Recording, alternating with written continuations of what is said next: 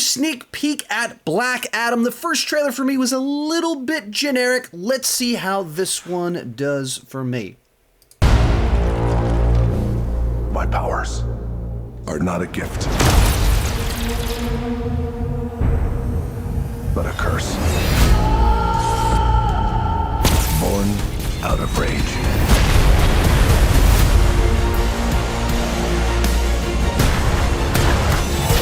Black Adam. You believe you are not worthy, but you have two paths.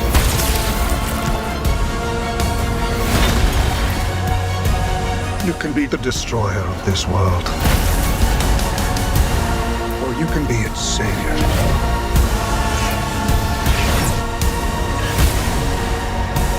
The world needed a hero.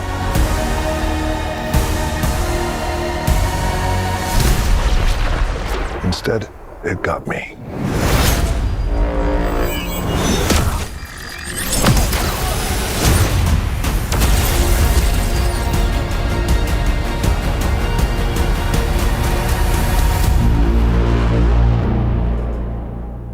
Okie dokie. Real quick before I let you know what I thought about it, go ahead and join me down below in the comment section. Give me your thoughts on the latest little teaser for Black Adam. I'm going to watch it one more time, and then I'm going to start talking.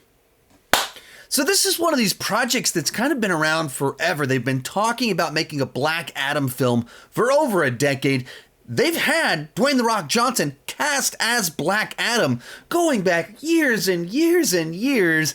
And so finally seeing that we are in the final stretches where this film actually is going to hit theaters is getting me kind of excited. The trailers themselves, I thought, as I said before, the first trailer kind of leaned a little bit more into the comedy, where it felt a bit more, it's not even generic comic book movie, but it feels like generic rock movie. He has a certain way that he likes to do setups and punchlines and his humor. You know, it's not like he's this incredible thespian that disappears in every role. He's got certain bag of tricks that he brings to each of his movies. So that first trailer felt leaned a little bit too much into what you expect from a movie from The Rock, just this time he's a superhero. This trailer leans more into the mythology, the epic scope and size, and kind of the brutal, visceral nature of the action. And I think that's the right direction to go, because I think that's where you see something unique and distinct, where you have this brutal mythology about someone that isn't excited to have powers. They're not excited to be a superhero because they don't perceive of themselves as a superhero. That's a little bit more interesting. When you have this imagery of a person being just beaten as a slave, that's a little bit more interesting inside of this genre. And the more it shows kind of all these different strange superheroes in this crazy world with cities being blown up, but not in the usual sense in which, because cities get blown up a lot in superhero movies, in this other sense of like this apocalyptic nature of whatever this is, that to me feels more interesting. So that's why this trailer for me, I think, kind of sold me a little bit more on what makes this movie unique inside of the genre, as well as inside of The Rock's filmography. There's still a few moments in there where it felt like when it kind of does the humor, it's the same sort of stuff that we see from The Rock, and it didn't only kind of hinted at that a bit for me, but it just seems like you get a lot of a certain type of vibe from The Rock, and I'm hoping that's not what this movie is.